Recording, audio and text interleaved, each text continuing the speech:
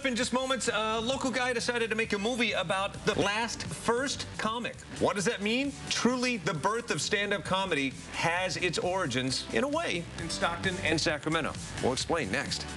This is an extraordinary story I wanted to jump on because with everybody talking about this year's Academy Awards, there's a movie that's picking up steam that we'll be talking about next year as a nominee for Best Documentary. Okay. All right. When I say stand-up comics, who do you guys think of? Ken and I think of Dave Chappelle. Yeah. Oh, yeah. Right? Yeah. Yeah, George Lopez. Right. Oh, yes. But if you think back in the day, the guys that influenced some of the greatest pioneers of stand-up comedy, like the guys that influenced the Milton Berle types, they came to the area in the vaudeville stage. Not many people realize the Crest Theater, before it showed movies, was a vaudeville stage. Really? The Bob Hope Theater down in Stockton. This guy found the very first stand-up comic, or at least the last of the first stand-ups. His name is John C. Brown. He joins us now via Skype. Hey, John, how are you? John, can you hear us? Hi. Yes, can you hear me? Yeah, good morning. So give us the background. This guy that we're talking about, that is the feature of your documentary film, what's his name? What's his story? Irv Benson, he's 98 years old, just celebrated his 98th birthday 2 weeks ago.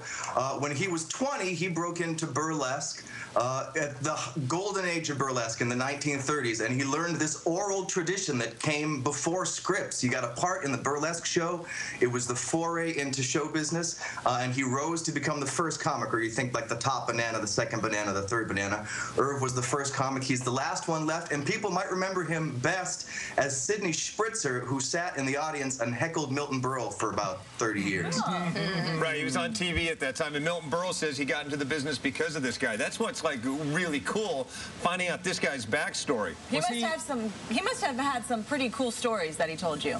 He's got great stories. They're in the film. The film shows tomorrow at the California Independent Film Festival in Moraga.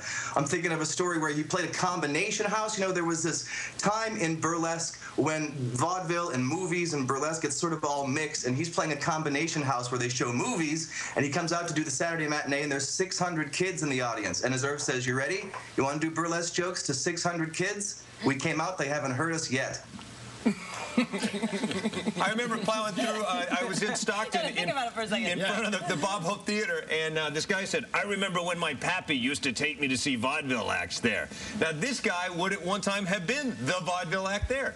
Wow. That's right. He played theaters across the country, and as burlesque sort of declined, and we talk about that in the film, Irv's life spans the history of burlesque, really. And as it started to decline, it moved to Vegas, and that's where Irv went with it, and he spent a lot of years in Vegas doing shows until burlesque started to mean something different. Girls standing on poles and grinding against poles and dancing in Christina Aguilera and Cher in a film. By the way, you're seeing pictures there of Irv's 75th wedding anniversary with his wife, Lily.